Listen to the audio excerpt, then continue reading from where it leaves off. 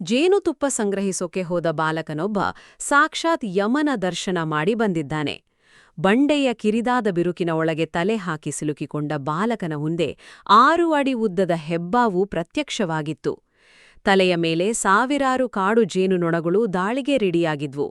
ಒಡಿಶಾದ ನಯಾಗಢ್ ಕಾಡಿನಲ್ಲಿ ನಡೆದ ಈ ರಕ್ಷಣಾ ಕಾರ್ಯಾಚರಣೆ ಇದೆಯಲ್ಲ, ಅದು ಹೈಲಿ ಇಂಪಾಸಿಬಲ್ ಮಿಷನ್ ತರಹ ಇತ್ತು. 6 ಗಂಟೆಗಳ ಕಾಲ ಆ ಬಾಲಕ ಅಲ್ಲಿ ಹೇಗೆ ಬದುಕಿದ್ದ ಅನ್ನೋದೇ ಒಂದು ದೊಡ್ಡ ಪವಾಡ. ಮಧ್ಯಾಹ್ನ 12 ಗಂಟೆ ಸುಮಾರಿಗೆ ಈ ಘಟನೆ ನಡೆಯಿತು. ತನ್ನ ಚಿಕ್ಕಪ್ಪನ ಜೊತೆ ಬೆಟ್ಟ ಹತ್ತಿದ್ದ ಈ 14 ವರ್ಷದ ಬಾಲಕ ಜೇನುಗೂಡು ತಲುಪೋಕೆ ಹೋಗಿ ತಲೆ ಕೆಳಗಾಗಿ ಬಂಡೆಯೊಳಗೆ ಸಿಲುಕಿಕೊಂಡ. ವಿಷಯ ತಿಳಿಯುತ್ತಿದ್ದಂತೆ ಡಿಜಿಪಿ ಸುಧಾಂಶು ಸಾರಂಗಿ ಅವರ ನೇತೃತ್ವದಲ್ಲಿ 45 ಅಗ್ನಿಶಾಮಕ ಸಿಬ್ಬಂದಿ ಸ್ಥಳಕ್ಕೆ ಧಾವಿಸಿದ್ರು. ನೆಲಮಟ್ಟದಿಂದ 250 ಅಡಿ ಎತ್ತರದಲ್ಲಿ ಕಾರ್ಯಾಚರಣೆ ಮಾಡೋದು ಸುಲಭ ಇರಲಿಲ್ಲ. ಒಂದು ಸಣ್ಣ ತಪ್ಪು ನಡೆದಿದ್ರೂ ಬಾಲಕನ ಪ್ರಾಣ ಹೋಗ್ತಿತ್ತು. ಆದ್ರೆ ನ್ಯೂಮ್ಯಾಟಿಕ್ ಲಿಫ್ಟಿಂಗ್ ಬ್ಯಾಗ್ಗಳು ಮತ್ತು ರಾಕ್ ಕಟರ್ಗಳನ್ನ ಬಳಸಿ ಆ ಬಂಡೆಯನ್ನ ಹದವಾಗಿ ಸೀಳಲಾಯಿತು.